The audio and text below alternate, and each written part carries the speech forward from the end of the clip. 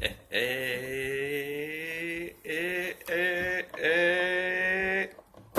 Alright, seriously though, you didn't come here for jokes, did you? You came here to learn about the hangman. Specifically, the interpretation of Paul Foster Case in his book, The Tarot, A Key to the Wisdom of the Ages. This is one of my favorite cards, actually, I'll tell you what.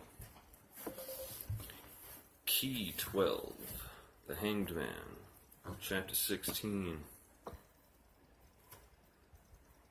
Mem, or M, value 40. Value as a final letter in a word, 600. This is the second of the three mother letters of the Hebrew alphabet. Its name means literally seas, but like many plurals in Hebrew, it designates a general idea. In this instance, water. In this connection, we may note that alchemists call water the mother, seed, and root of all minerals. In ancient books, neither direction nor planet is assigned to this letter. In the cube of space, however, it corresponds to the inner axis of the cube, connecting the center of the eastern face with the center of the western face. Moreover, the final form of the letter Mem shares with the letter Tav the attribution to the innermost center of the cube of space. Really? Final form letter Mem shares with the letter Tav attribution. Oh, okay. And to this attribution, part of the symbolism of Key 12 refers. What the fuck? What? I'm messing up my sentences, I apologize. Moreover, the final form of the letter Mem shares with the letter Tav the attribution to the innermost center of the cube of space, and to this attribution, part of the symbolism of Key 12 refers. In modern astrology, however, Neptune corresponds to Mem. The color assigned to this planet is pale blue, and the corresponding musical tone is G sharp or A flat. Water, the element represented by Mem, is the first mirror. Water reflects images upside down, and this idea is carried out by the symbolism and title of Key 12, which is a symbol of reflected life, of life in image, of life in the forms taken by the occult water or cosmic substance. Hanged Man, the title, means occultly suspended mind, because man and mind are from the same Sanskrit root, and this fact was known to the occultists who invented tarot. The title refers also to the utter dependence of human personality upon the cosmic life. In the rider pack, the youth hangs from a T-cross, but it is a cross of living wood to symbolize the cosmic life. It also represents the letter Tav, and in the builders of the adytum, tarot gallows from which the hanged man is suspended is shaped like a Hebrew Tav, as it is in all versions of this key except the rider pack. In 1918, I received from an occult correspondent the following explanation of the hanged man. The correct geometrical figure concealed by the hanged man is a cross, surmounting a water triangle. It signifies the multiplication of the tetrad by the triad. This is the number 12. The door, Daleth, is the vehicle of the tetrad, for it is the great womb also, and the head of the hanged man reflected therein is the lux. In manifestation as the Logos, he is Osiris, sacrifice, and Yod Heshin Vaheth, or Yeshua. This is explanation enough for an advanced occultist, but requires some elaboration for the purposes of this book. It is evident that the legs of the hanged man form a cross, and that lines drawn from his elbows to the point formed by his hair will form the sides of a reversed triangle, having his arms for its base. Base. numbers. The cross is the number 4, and the triangle is the number 3. The multiplication of these two numbers results in 12, which, because it is the correct number of signs in the zodiac, represents a complete cycle of manifestation. The inverted triangle is one of the ancient ways of writing the letter Dalet, which corresponds to the Empress, numbered 3 in tarot. She is what Hindus call Prakriti, the great womb of cosmic substance, the generatrix of all forms. By a similar side note, how to use those words, generatrix of all forms, or you are the generator of your form. That's the responsibility part, I think, wherein you need to be yourself. By a similar numerical correspondence, the crossed legs of the hanged man may be taken to represent the emperor, since they indicate the number 4. Thus they are red, the color of action, and also the color of fire, the particular quality of the sign of Aries, typified by the emperor. The upper garment of the hanged man is blue, color of water, and of the robe of the high priestess, symbol of the universal mind stuff, or prima materia. It has 2 pockets shaped like crescents and colored silver. 10 silver buttons refer to the 10 I forget it now. There's a plural form of that. I think it's Sephiroth, by their number, and by their material suggest that manifested life is a reflection of the one life.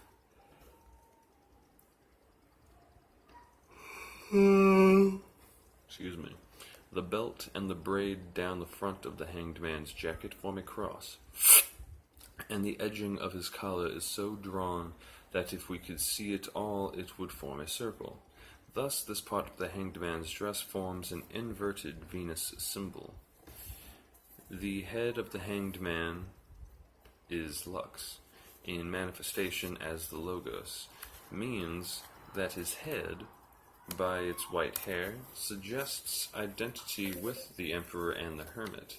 He is the Ancient of Days, reflected into the incarnate life of personality. One of the old occult names for the one life is Lux, which is Latin for light, and this word is also an occult reference to the Hebrew name Adonai, or Lord, for the numeral values of the letters L, V, and X in Roman numerals are respectively 55 and 10. Their sum is 65, the numeration of the Hebrew name Adni, or Adonai, Lord. The one light is the Word which is made flesh, and is then represented by the esoteric Hebrew spelling of the name Jesus, i.e. I-H-S-H-V-H, or Yad He-Shin Veh, or Yeshua, because Jesus was named after the Hebrew hero Joshua.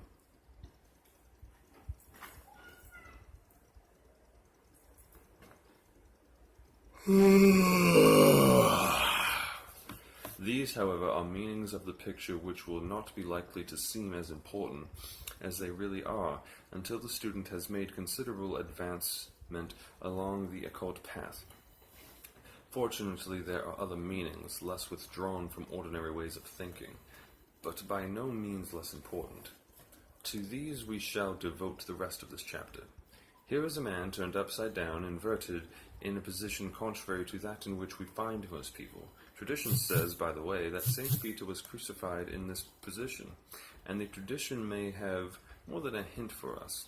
When combined with the idea that Peter is the rock foundation for the basis of the occult approach to life, the foundation of the everyday practice of a person who lives the life of obedience to esoteric law is the reversal of the more usual ways of thinking, speaking, and doing.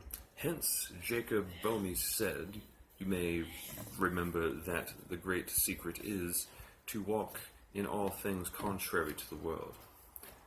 The same idea is represented by the garments of the hanged man. His legs are red, color of fire, and his jacket is blue, color of water. These elements are as opposite as light and darkness, as contrary as black and white. Thus opposition is plainly symbolized by the clothes, as well as by the position of the figure. This does not mean outspoken antagonism to others. On the contrary, such a spirit is precisely the way of the word which occultists endeavor to avoid. Hence this picture is associated with the letter mem, of which Kabbalists say mem is mute, like water, silent, unostentatious. Reversal of one's own way of life combined with perfect tolerance of the ways of other people is the method of the practical occultist. Yes, mind your own business and sort yourself out. And together we will be constituents of a great civilization, yes.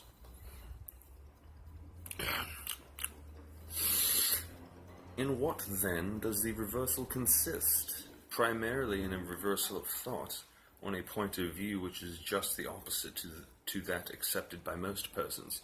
At first there may seem to be no practical advantage in this, but just consider. One need only look about him to see that most people are sick, that most people are in trouble, that most people cannot get along with themselves or the world. Does it not become evident, then, that most people are in trouble because they have somehow put the cart before the horse in their practice of life? Yes, everyone's doing magic all the time. It's consciousness. It's all the same shit.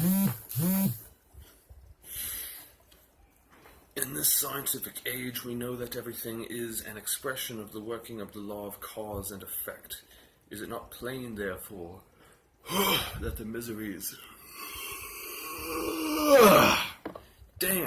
that the miseries afflicting most people are the result of their negative use of the law? Yes. For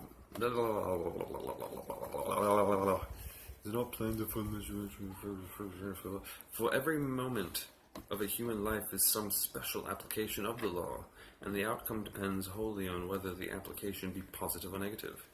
Practical psychology shows us the potency of ideas. It demonstrates conclusively the truth that thoughts are the seeds of speech and action, that interpretations are the patterns for experience. That which happens to us is what we have selected, whether the selection be conscious and intentional or unconscious and unpredetermined. Thus, in practical psychology, the emphasis is upon the importance of a changed point of view, and this change is no less than a total reversal.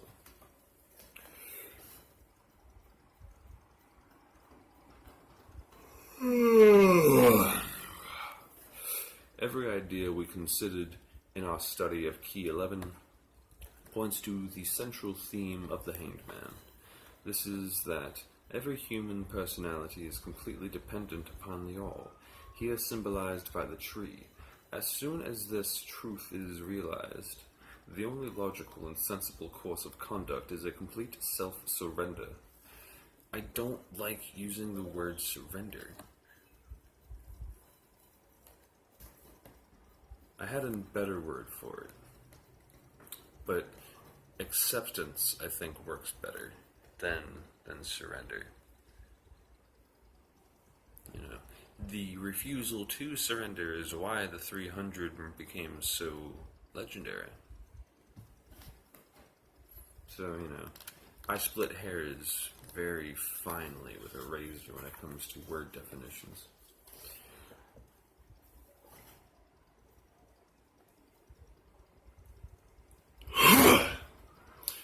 This surrender begins in the mind. It is the submission of the personal consciousness to the direction of the universal mind. That submission is foreshadowed even in the picture of the magician, who derives all his power from above.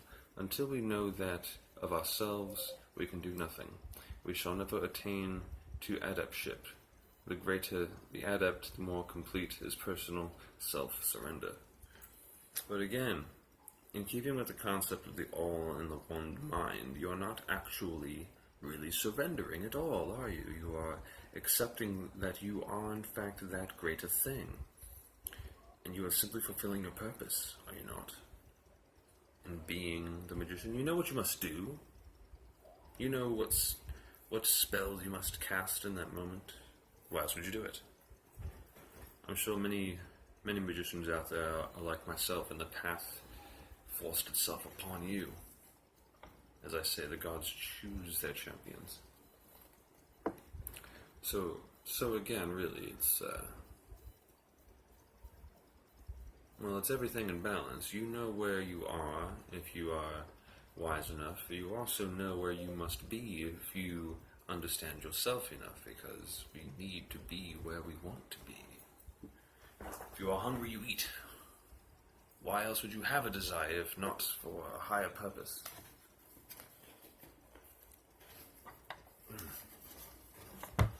So much to talk about with that one. Where was I? Paradoxically, excuse me, this total submission of the personal life to life itself makes us intensely positive in relation to other persons, and in relation to the conditions of our environment. Nobody who follows this course ever becomes a human doormat. Consciousness of the support of something transcending mere personal human power always results in positive mental attitudes. In the face of some of the appearances confronting us as we go through life, we need something more than just our personal energies to carry us through. In order to have courage and persistence in spite of seeing disappointments and difficulties, we must know ourselves to be vehicles of a power to which nothing can be an insurmountable obstacle. Pardon. The mental attitude suggested by the hanged man, then, is not my will, but thine. This is ever the position of the adept, as indeed it is the position of every person who works in any field of applied science. What? I thought that was the beginning of a sentence. This is ever the position of the adept, as indeed it is the position of every person who works in any field of applied science. It is an attitude born of the knowledge that my will is an elusive personal thing, which is but the reflection or mask of thy will, the real will, which is the purpose or motive of the cosmic life, a will absolutely free and certain to be realized. That's what I mean when I say that modes of consciousness have avatars on this planet. You know, do your natal chart and see what potencies and batteries are charging you. It's interesting to think about. But the practicality comes from not only self-understanding, but I want to say self-grasping, self-control. You become more calm. I mean, you can regulate your mind and your emotions, and you can regulate your body. You do crazy things like absorb sunlight to not need to eat as much and to not get a sunburn.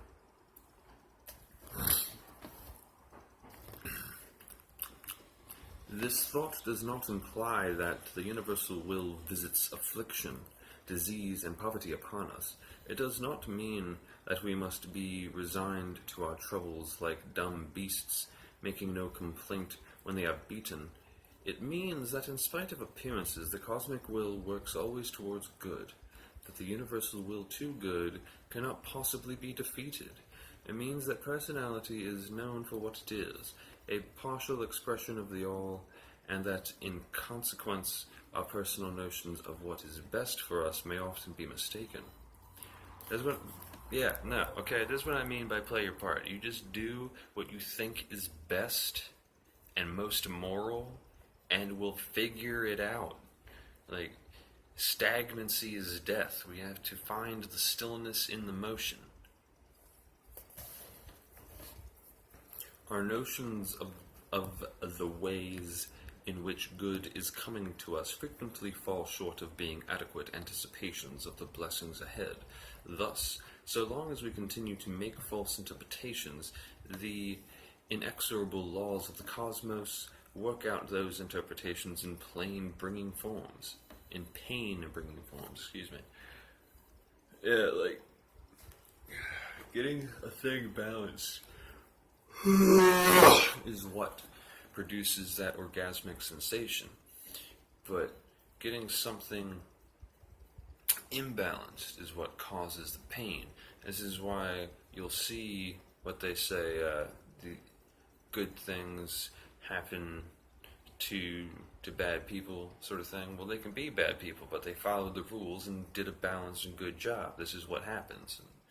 And this is what I think this universe is for us to talk to each other. It's like a game, and the rules need to be fair, don't they?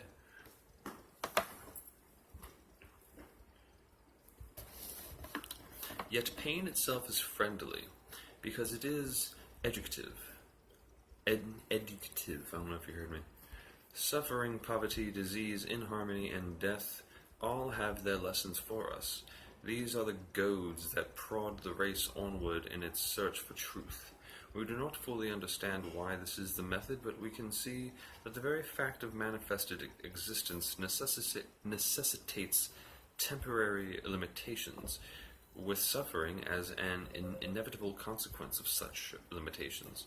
One does not need to be a philosopher to know that civilization is the result of human reaction against pain, the consequence of the human quest for ways to overcome a limitation. Like being stuck outside in the rain. We started off with a cave, we were like, this is cool, but I want to be over there, and we started making tents and teepees, and then houses, or huts and houses, and then castles, and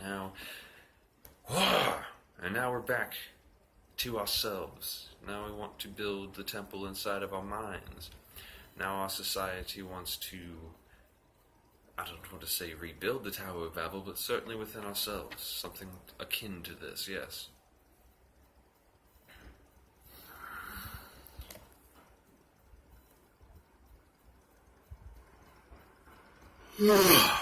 Disease teaches us the laws of health. Frictions in human relationships goad us into the discovery of the secret of harmony, and the wise declare that in the mystery of death lies hidden the secret of immortality. Thoughts like these are the exact reverse of what most persons think. Practices in mind control and body direction, such as are taught by psychologists and occultists, are laughed at by the world, and people who take them seriously are jeered at as men upside down. Ever unto her, keep it to yourself. You are performing the great work for you. You study for you. If you are attempting to do magic to impress other people, look, we all understand getting laid, but that is still for you, isn't it? You must progress, you must regenerate, have babies. You're an animal. But in essence, you are the beginning and the end, the alpha and the omega of all of your mental processes. So when they say ever unto her, they mean for your subconscious.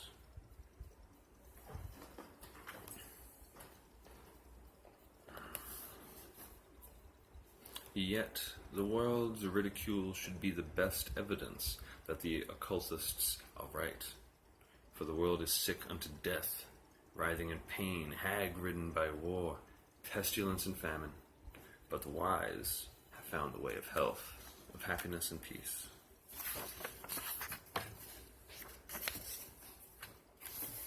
What have I done with my bookmark?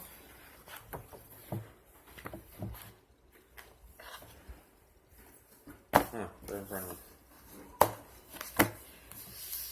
Thank you for joining me. My name is Freita Ophiduron. Please like and subscribe. I like seeing those numbers rise. Yes. Love you.